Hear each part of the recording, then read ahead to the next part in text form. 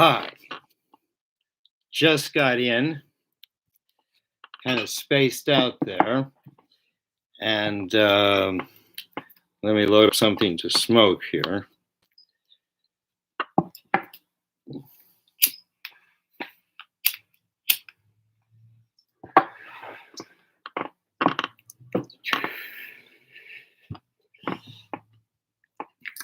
Happy 420.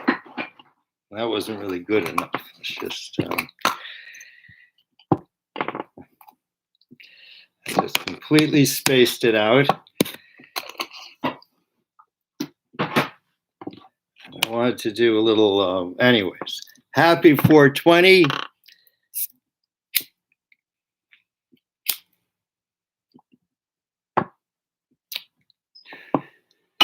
Baruch Hashem. I received two questions today I wanted to address, and actually these two questions are very similar to one another. I'm just trying to find out, see if I can find these questions. I mean, I know what they are, but one question is from a gentleman in Toronto, who comes, if I remember correctly, from Eastern Europe. And his name is Carol, spelled with a C, which is unusual for a man to have a name as spelled with a C. And he mentioned it, so I thought I should say something about it. First of all, you have the same conundrum in the Torah with the word Kabbalah, which means receiving, and it's the most feminine of all the teachings. The Kabbalah opens up the book of the Zohar, and the most mysterious of all the books. And the rabbis write it with a K. Why? Because Kabbalah in Hebrew is Kuf Bet Lamed. Bet Lamed Hey, Kabbalah. And the Kuf looks like a K. It has a long line like K has, but has a circle over the top, half circle over the top. But it looks enough like a K that they use the K when they write Kabbalah in English. But that's really incorrect. And there's a very simple reason why. The Kabbalah, being the most feminine of all the teachings, obviously should be written with a curve, which denotes the feminine. The line denotes the masculine, and the curve denotes the feminine. And there's something very interesting in that. The line, theoretically, drawn out to infinity will come back to itself, meaning that the line really, in essence, is a circle. And the curve, one of the problems that mathematicians have with the curve is, how do you curve a line? And so they use vectors. And so vectors make enough divisions so that you can actually have a sort of change, a slight tilt in axis. And that causes the curve. And these vectors are straight lines. So it's interesting that the curve is made of straight lines, and the straight line ends up as a curve, which is true that the male and the feminine are intermeshed into one another. And yes. And so for a man to have the name Carol spelled with a C is a very feminine way of spelling a man's name. Whereas spelling the name Carol with a K is the more masculine way of spelling. Obviously, neither one's right or wrong, and says the soul comes in through the name, and that the parents have prophecy when they give the name to know the best vehicle for the soul to come through the name. That's why when someone passes out, we instinctively call their name, because we know that that's what draws the soul down. And Carol asked me a question about the tree of life, actually about the tree of knowledge, good and bad. And the question is, what's happening here? Are there two different trees? In the Torah, it says there's one tree, and the tree of life. And also it says there's the tree of knowledge, good and bad, but doesn't really say it's a distinctly different tree. And so one of the way, and the root of this tree is actually the other question from, I think it was Andrew. Let me see, I just looked it up. Richard Amos, who asked me if I would explain the Yud He Vav He, God's name. And the reason these two are intermeshed is because the Yud He Vav He is the source for the tree of life and for the tree of knowledge, good and bad. And so that's what I'd like to talk about and to explain today. And if you have any questions, you can feel free to chime in. All right. So what is the tree of life? The tree of life is a configuration. Now, it's actually made out of 10 because our whole universe is made out of 10. And each different iteration of life is a different way of describing these 10 in a different way. In our world, these 10 are distributed along three, what to call them, pillars: the right, the left, and the center. And these correspond to the three dimensions: up and down, left and right, back and forth. And the human being is in the form of the name Yud He Vav He.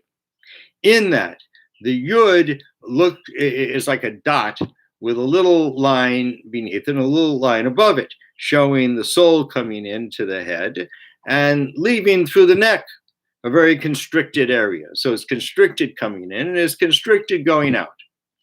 And the He is, it looks like a little house made of two vertical lines, one horizontal line on top, and a space looks like a little window. And that fits under the Yud to form shoulders and arms. The Vav is a straight line, and that comes from under the He all the way down, and then is intercepted by a last He, which makes the hips and the legs. So you have head, neck, arms, shoulders, spine, hips, legs, the human being. And that's the form, those are the four letters of the Yud He Vav He.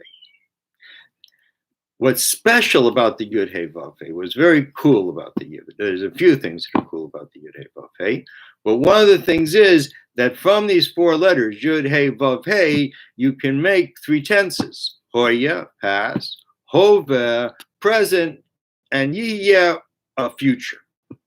Meaning, in that name contains past, present, future as one.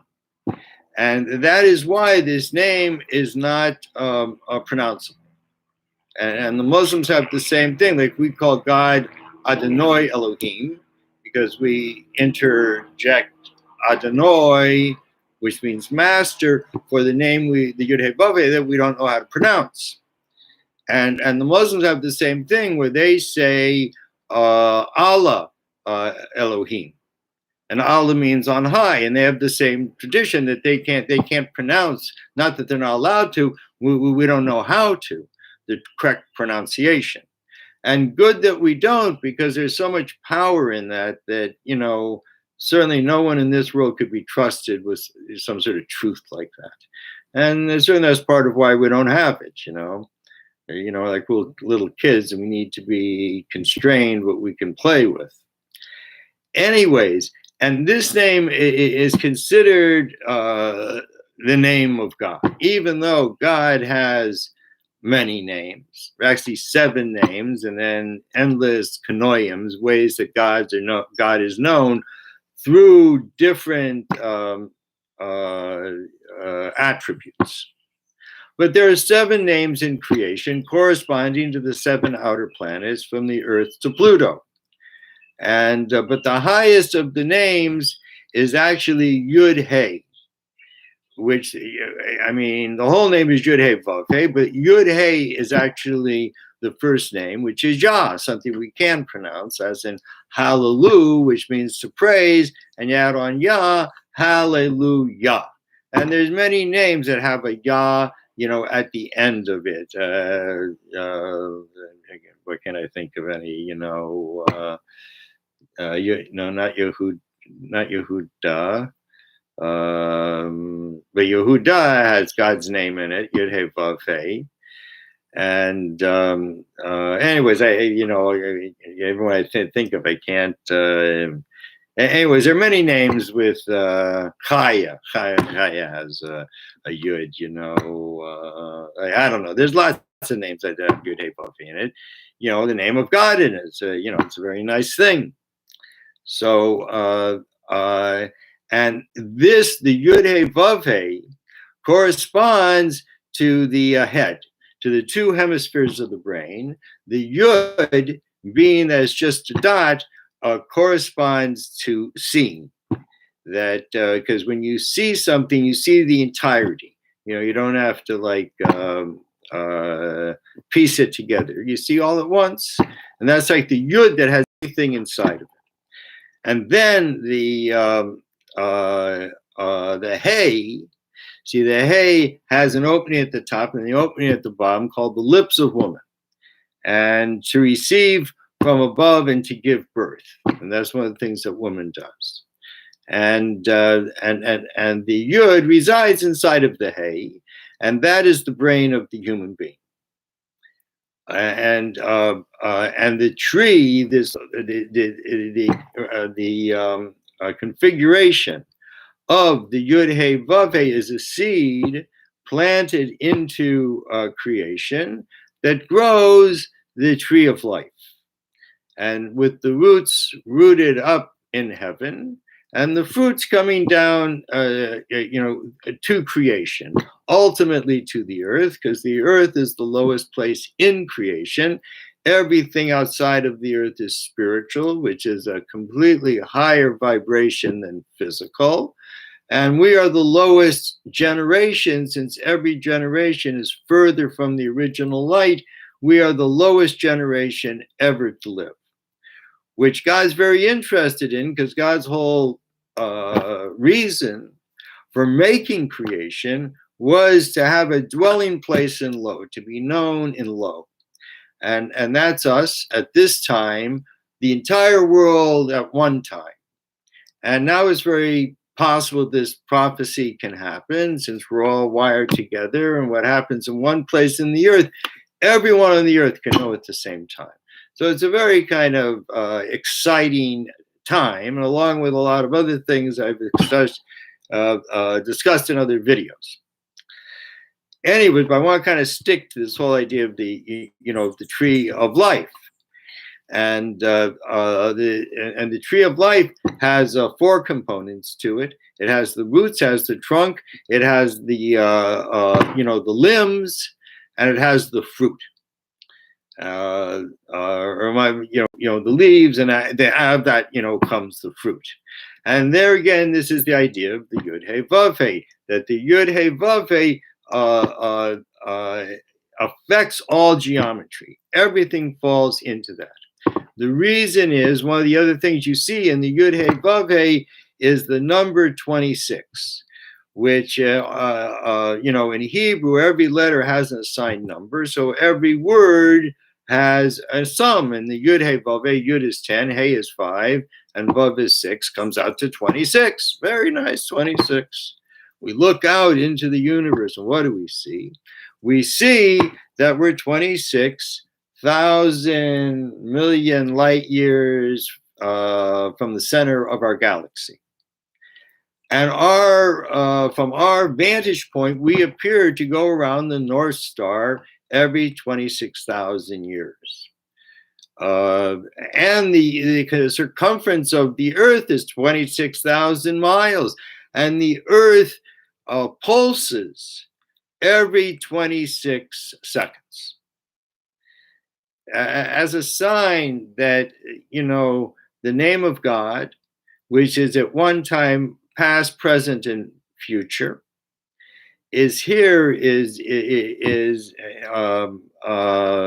permeates all aspects of creation. And there's, there was a time when we had the temple that on the day of Yom Kippur, the day of when God forgives all the sins and we start again, because the whole idea of Jewish time is that it cycles, it's a spiral and not a line. And at that time, the Kohen Gadol, the highest Kohen, the highest of the people who worked in the temple, would go into the Kodesh HaKadoshim, the highest place in the temple where they kept the 10 Commandments. 10 Commandments were a cube, and it was like 3 cubits wide. I don't remember exactly. There was in a room of 10 cubits, and it was 3 cubits wide, but if you measured from each side, it was 5 cubits. That it was there, but it wasn't there. It took no space. It was beyond time and space. And the Kohen Gadol would go in one time a year and put some incense there and then leave, and he would come out and he would say this name. And though the people were packed together like sardines, when this name was said, everyone instantly fell down on the ground and prostrated themselves. There was room for everyone. It was one of the miracles. And another of the miracles was that the night before Yom Kippur, they would keep the Kohen Gadol up all night long. They wouldn't let him sleep. And they still considered a miracle he didn't have a wet dream. It's one of the 10 miracles in the temple, because it was so profound entering into the Holy of Holies, Kodesh HaKadoshim, that, it's just a miracle. The man could hold himself together. People who couldn't would die. One point, it got very corrupt, and people were vying for the right to go in, and they had to put a chain around their leg because people just died there, and they had to be able to pull them out. But so this name is a very, very powerful name. It's the seed of the tree of life, and in it is the tree of knowledge, good and bad. It's sort of like to say that, there's two things here. In the knowledge, good and bad, the person obviously eats from that and understands good and bad. And it says that, like before Adam and Chava ate from the tree, of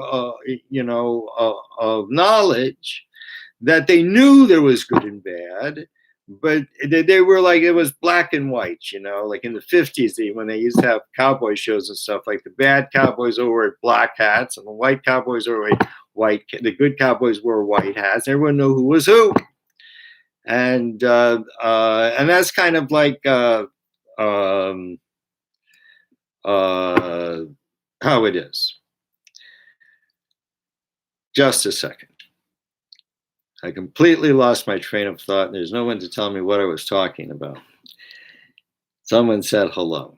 Hello. Oh, we're in yes. So the tree of knowledge, good or bad. So but once they ate from the fruit, that knowledge was inside of them. It wasn't outside. It was, sometimes we look around, so bad people out there and stuff, until, we have to go out there and find out that, it's a whole different trip being like part of it. And suddenly, woman got this desire to do bad. And she gave it to the man got the desire too. And God came along and said, you gotta both leave, because you ate from the tree, and maybe you're gonna go eat from the tree of life.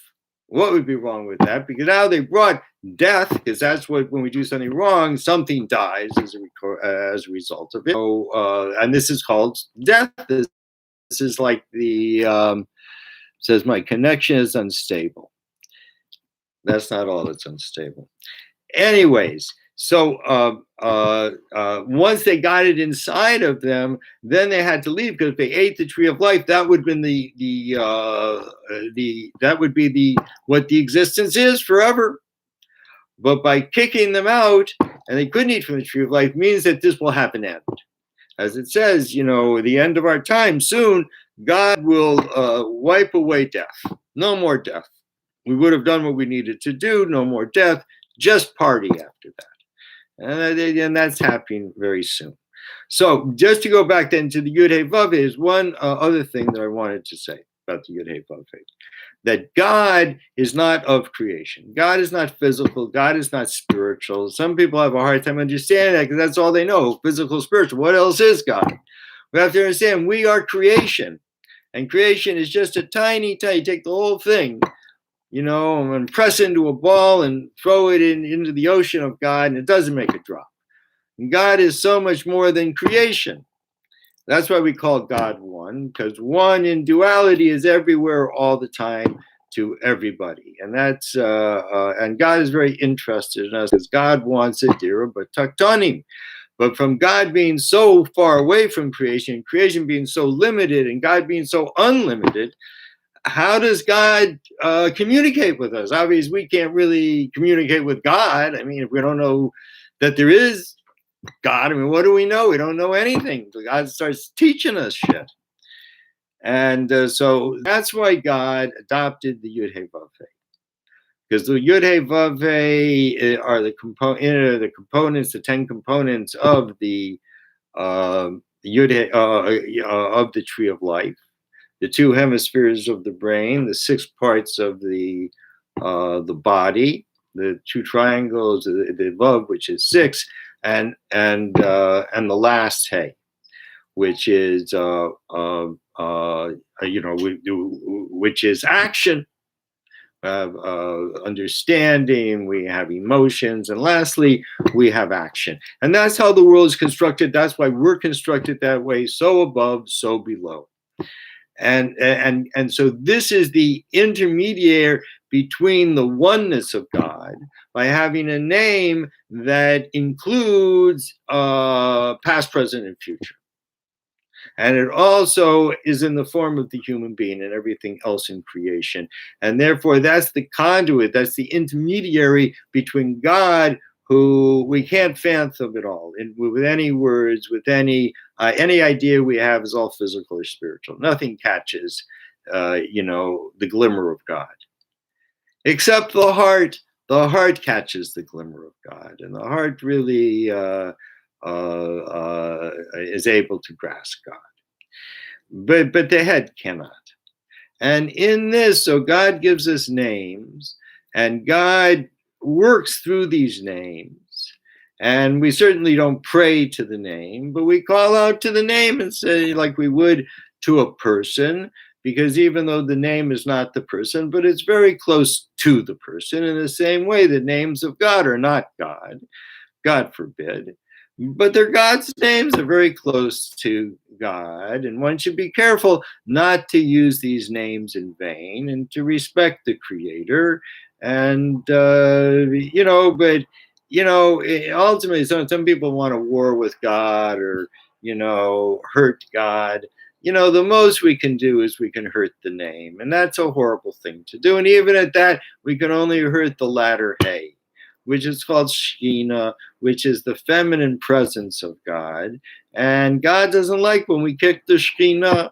We do something that's imprudent or disrespectful to the Shekhinah, God gets pissed off.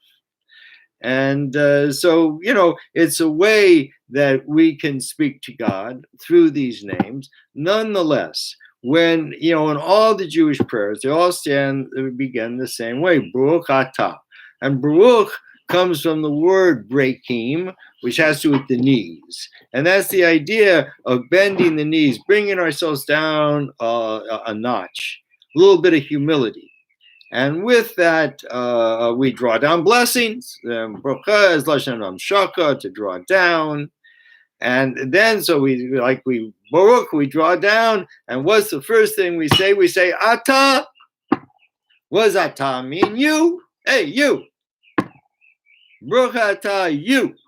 So there's a story, the Yiddish story that, this Rebbe, he wanted to teach his grandson, who was very young at this time. So he said, come here. Gendel, come here, sit on my lap. So he says to the kid, where's Zadie? Zadie means grandpa. Where's Zadie? So the kid, puts a finger in the guy's eye. There's Zadie. No, that's Zadie's eye, man. Don't do that. So the kid grabs his nose, that's Zadie's nose. You get the ears, the lips, the beard. So the kid finally gets frustrated. He gets up and he walks across the room and he turns around and he says, Zadie. And the grandfather looks up and the kid says, there's the Zadie. Because the name is what connects to us. And so in the same way, God made creation, so the name is a connection between God and creation. And certainly before God, the creation is a thing, but it's a little thing. And we're all like children before God. And it's good to remember that, not to get too taken away with our own, whatever, for good or for bad. And to know that, God forgives, man. God wants us to return. God doesn't want us to die. And return in Hebrew, tshuva, means to repent one's ways. And then God is happy to take us in, just like with a child. And if a child does something wrong, what does the parent want? The parent wants the child to admit, I did something wrong. All right, you admit it, did something wrong. If you learn from that, you won't do it again. But if the child can't admit, oh no, I didn't do anything wrong. Like when God came to Adam after he ate from the tree, and said to him, why did you eat from the fruit? Because he knew he was naked. There's a whole thing about that. I should just explain, because since he was with the 6 days of creation, when he ate from the fruit, that's when he grew a foreskin. And that's why he was embarrassed and hiding himself. And God said, no, you ate the fruit. And then what did the man say? He said, the woman gave it to me. He blamed the woman. And that was the sin of Adam. Not that he ate the fruit, but that he blamed the woman. And we have to rectify that. Men in particular have to become strong men and take the burden upon ourselves and not wipe our hands on women. Men who hurt women are just really weak men who can't accept their own failure. So they blame the woman or the child or a bad teacher who blames the students, So, but we're all on the same road, and because the majority of us are going forward, those are going backwards, they get pulled along with everyone. And in the end, we're all going to get to the same place, which is the end of these 6,000 years and the beginning of the 1,000 years of woman and of peace, which will happen soon in our time. So someone asked about Lilith. I really invite you to ask questions. So here's the deal with Lilith. See, you have to understand there are two women made man. Who are the two women? Mars and Earth. We know for Earth is Mother Earth. And often we talk about Mars more as male because it has this kind of severity. And they made man. Why did they make man? Because woman was created in the previous world of Tohu.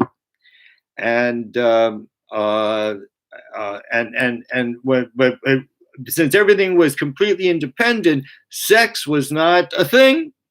There was sex, but no one had sex. Therefore, when woman, she wanted sex, so God made man. Because in Torah, that a sex can only happen with a penis. So when women are together in any form or fashion, it's not considered sexual. It's just considered woman. And actually, to consider women like to divide them, call them lesbians, or, there's really a wrong nomenclature, because there's nothing that is forbidden to women. And women with other women is not considered a sexual act. It's just love. And so anyways, when man was created, he was created with two women. One was Lilith, and one was Chava. And Lilith, the story goes, she didn't want to lie on her back. And the man said, this is the way things are. So she left. Eve she was more amenable. And so she did lie on her back, but she also gave him the fruit. And when God asked her, why did you give man the fruit? She said, well, I knew I was going to die. That was the thing. You ate the fruit, you died. And I didn't want to die, and he would live and marry another. So I gave it to him. So see, he was weak. She was vindictive. So that's why they both had to leave. And I forget exactly why I was explaining this. So that's how Torah goes. One thing goes to another, leads to another, and you forget where you started. Let me see if I can retract. Oh, we're talking about Lilith. Yes. Okay. So after that, Chava left, went down to the earth. The Garden of Eden is, the other side of the Kuiper Belt, and the children were born in what we know as Uranus, and anyways, Chava went back to the earth, and for 130 years, Adam lived with Lilith. And it says he didn't have a good day while he was there, but it doesn't mention the nights, so maybe the nights were all right. And from Adam and Lilith come all the entities and demons, all that they created. As it says that there's nothing in creation that doesn't come from Adam. All life came from Adam and Chava, or Adam and Lilith. And then you had a third string, which was from Cain, who killed his brother Hevel. And so he was the only one having children until 130 years later, Adam went back to the earth and had Shesh. And that started then another line. And in the end, on Noah's boat, so his wife was, what's her name? I forget. I forget, but it was from the seed of Cain, and Noah was from the seed of Shesh. So in that way, all the children from Adam, all the gene pool got put into Noah. And Noah put it into his three, Noah and his wife transferred to the three sons, and the three sons are the basis for the the Asian, the African, and the Caucasian, and everything else is sort of like a blend of that. So that's I guess it for today. A nice little discussion about the Yud Hey Vav Hey and the tree of life and how everything kind of fits together. And please feel free to send me your questions.